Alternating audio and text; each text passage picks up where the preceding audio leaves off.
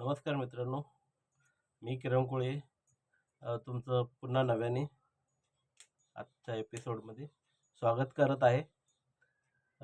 हा एपिसोड आपण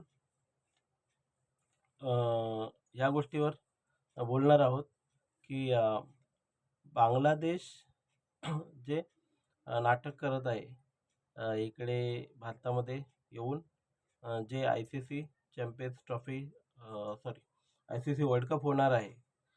त्या वर्ल्ड कपमध्ये खेळण्यासाठी नकार करत आहे. कारण आपण त्यांच्या खेळाडूंना IPL मधून गेट आउट केलेलं आहे. त्यांचे खेळाडू IPLमध्ये खेळायला येत होते दरवर्षी. पण बांगलादेशने जे काय त्यांच्या देशामध्ये हिंदूंबरोबर कृत्य चालू केलेले आहेत की त्यांच्यावर जे अत्याचार केले जात आहेत, सामूहिक अत्याचार, त्याच्या विरोधात भारतीयांनी आणि भारत सरकारने ठरवलेलं आहे की बांगलादेशी खेळाडूंना आपल्या भारतात होणाऱ्या IPL ह्या स्पर्धेमध्ये त्यांना भाग घेऊ द्यायचे नाही. खूप मोठ्या प्रमाणात विरोध दर्शवला गेला आहे. त्यामुळे त्यांच्या खेळाडूंना यावर्षी IPLमध्ये पदार्पण करायला मिळालेलं नाही आहे. एका टीमने त्यांच्या एका खेळाडूला घेतलं होतं. त्यावर त्या टीमची खूप निंदाही झाली आहे. ती निंदा कोणाविषयी झाली आहे ते तुम्हाला माहिती आहे. ते मी बोलत आहे च्या टीमने घेतलं होतं. तर रहमान या खेळाडूला पण टिप्पणी झाल्यानंतर त्यांनी परत त्याला ते काढून टाकले. तर ह्याचा विरोध म्हणून बांगलादेश खेळाडूंनी आणि बोर्डाने भारतामध्ये येऊन वर्ल्ड कप खेळण्यास मनाई केली होती. पण ICCने त्यांच्यावर चाबूक चालवला. त्यांना म्हणजे कडक शब्दात सांगितले की ही काही लोकल टुर्नामेंट नाही आहे की जिथे तुम्ही कॅन्सल करू शकता म्हणून. तर त्यांनाही ICC हे पण ICCचे सदस्य आहेत बांगलादेश. त्यांना सर्व टीमबरोबर मॅच खेळावे लागतात आणि ही तर मोठी ICCची स्पर्धा आहे वर्ल्ड कप. तर तिथे जे सदस्य आहेत त्या सर्वांना सहभागी व्हावे लागते. स्वतःचा काही जे खाजगी स्वार्थ असेल ते बाजूला ठेवून ह्यामध्ये सहभागी व्हावे लागते. पण देशादेशात हे जी अनबन आहे त्यामध्ये त्यांची सरकार काय डिसिजन घेते त्यावरही डिपेंड आहे.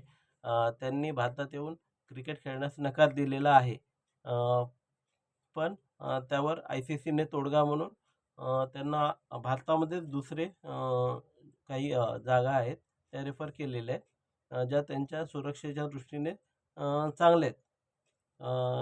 जसं की अनंतपुरम आहे आणि चेन्नई आहे. ह्या 2 ठिकाणी वर्ल्ड कपच्या जास्तीत जास्त मॅचेस होणार आहेत. तर तिथे सुरक्षेच्या दृष्टीने खूप चांगल्या व्यवस्था आहेत. तर तिथे ते लोक बोट ठेवू शकत नाहीत की तुम्ही आम्हाला सुरक्षा कमजोर म्हणजे काय छोट्या प्रमाणात दिली किंवा कमजोर प्रमाणात दिली. कारण इतर मोठ्या मोठ्या टीमना सुद्धा ह्या ठिकाणी हॉटेलमध्ये राहण्याची खाण्याची व्यवस्था केलेली आहे. तशीच ह्यांची सुद्धा केलेली आहे. तर त्यांना ती ऑफर केलेली आहे. तरी पण ते लोक नाटकी करत आहेत की त्यांना भारताऐवजी श्रीलंकेमध्ये त्यांच्या मॅचेस करण्यात याव्या.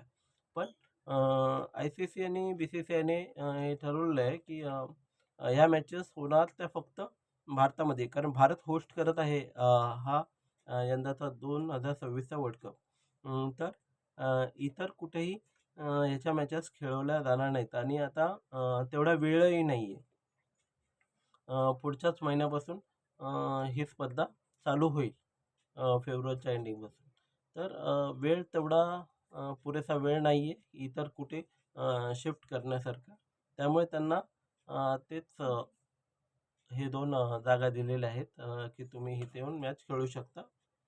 नाहीतर मग ह्या टुर्नामेंटमधून ते बॅकआउट घेऊ शकतात.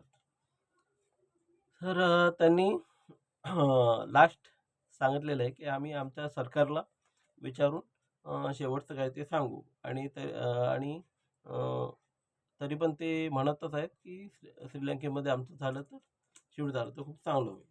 तर त्यासाठी आम्ही ॲग्री आहोत.